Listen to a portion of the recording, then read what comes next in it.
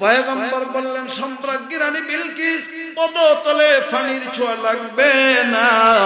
সাথে সাথে বলেই ফেললেন, কি বলে ফেললেন? দমে আল্লাহ ১৫০০ বছর আগে আসমানের শ্রেষ্ঠতম ওহীর গ্রন্থ আল কুরআনুল কারীমে জানিয়ে দিলেন।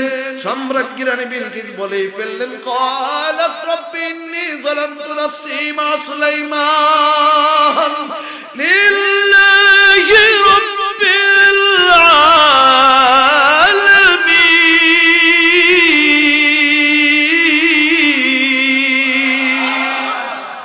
ও দমে আল্লাহ, জীবনভর নিজের নফসের উপর জুলুম করেছি, জীবনভর কি করেছি? নফসের উপর জুলুম করেছি। পয়গম্বর সুলাইমানের সাথে তার মহান প্রতিপালকের উপর ঈমানের মতো দৌলত আনয়ন করলাম। সুবহানাল্লাহ। ও দোস্ত, পত্র লিখেছিলেন বিসমিল্লাহ দ্বারা। এই জন্য মুসলমান যেই কোনো কাজ করব বিসমিল্লাহ ছাড়া করব না। বলবেন হুজুর বিড়ি টানতেও কি বিসমিল্লাহ? আখির পয়গম্বরের উম্মত বিসমিল্লাহ বলে কেউ বিড়ি টানে না। বুঝতে হবে বিড়ি টানা ইসলামে জায়েজ নাই। কথা বলেন ঠিক কিনা? বিসমিল্লাহ বলিয়া কেউ মদ পান করে না। বুঝতে হবে যেই কাজে বিসমিল্লাহ বলা যায় না সেই কাজ রবের জন্য না। কদ আফলাহাল মুমিনুন, কদ আফলাহাল মুমিনুন। বুঝবেন দুনিয়ার সব মানুষই সফলতার জন্য কাজ করে। কথা ঠিক কিনা? ভ্যানওয়ালাকে প্রশ্ন করেন কেন ভ্যান চালাও? বলবে সফলতার জন্য। রিকশাওয়ালাকে প্রশ্ন করেন কেন রিকশা চালাও? বলবে সফলতার জন্য। ও মিয়া, তুমি ইংলিশ মিডিয়ামে পড়ো কেন? পড়ো, বলবে সফলতার জন্য।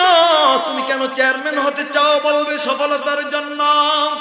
আরে তুমি কেন মেম্বার হতে চাও? বলবে সফলতার জন্য। তুমি কেন এমপি, মন্ত্রী, প্রাইম মিনিস্টার হতে চাও? বলবে সফলতার জন্য।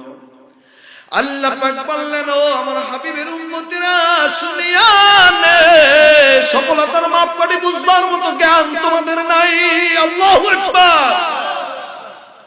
ওমা উতীতুম মিনাল ইলমি ইল্লা কলিলা, ওমা উতীতুম মিনাল ইলমি ইল্লা কলিলা।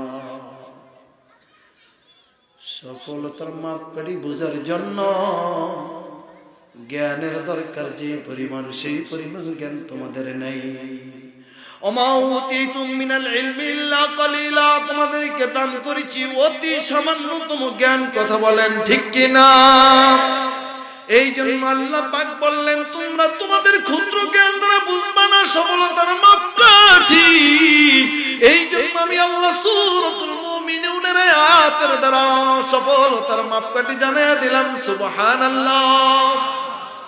আল্লাহ পাক জানিয়ে দিলেন সফলতার মাপকাঠি। সফলতা 4 জিনিসের নাম। এটা আওয়াজ দিয়ে বলেন তো, কয় জিনিসের নাম? সফলতা 4 জিনিসের নাম।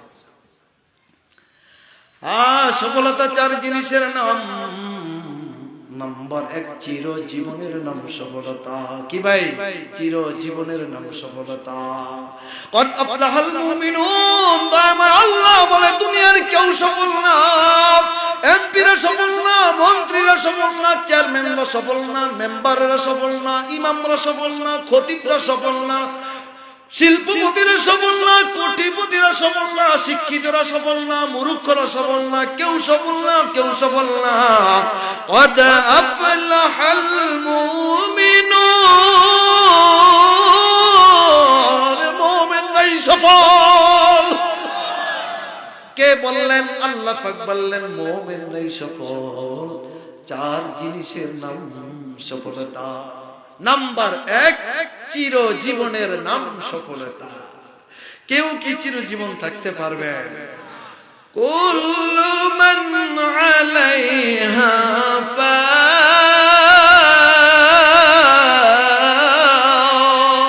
না, পারবেন না। দয়াময় সব শেষ করে দিবে। এই জীবন চিরদিনের জন্য নয়, এই জীবন চিরজীবনের জন্য নয়। আল্লাহ পাক বললেন কুল্লু নাফসিন যায়িকাতুল মাউত, ওয়াজের দরকার হয় না, বেঈমানের ঈমান আছে আয়াতের উপর যে মরতে হবে। কথা বলেন ঠিক কি না? তাহলে আমরা কেউ চিরজীবী না, আমরা কেউ চিরজীবী না। অতএব আল্লাহ পাক বললেন না না না, তোমার এই জীবনটা সফলতার জীবন নয়। নাম্বার 2, চির যৌবনের নাম সফলতা। कैसे कैसे ताजदार पादशाह चलबो से, ओ खजीना बाला खाना शान शौकत क्या हुई। कैसी कैसी खूबसूरत रानिया शहजादिया, तन बदन संगल गया है, शक्ल सूरत क्या हुई। এই জীবনের যৌবন ধরে রাখার না না, কত সুরুষের উপশিষা যদি কবরের মাটি হয়ে গেছে। কথা বলেন ঠিক কি না?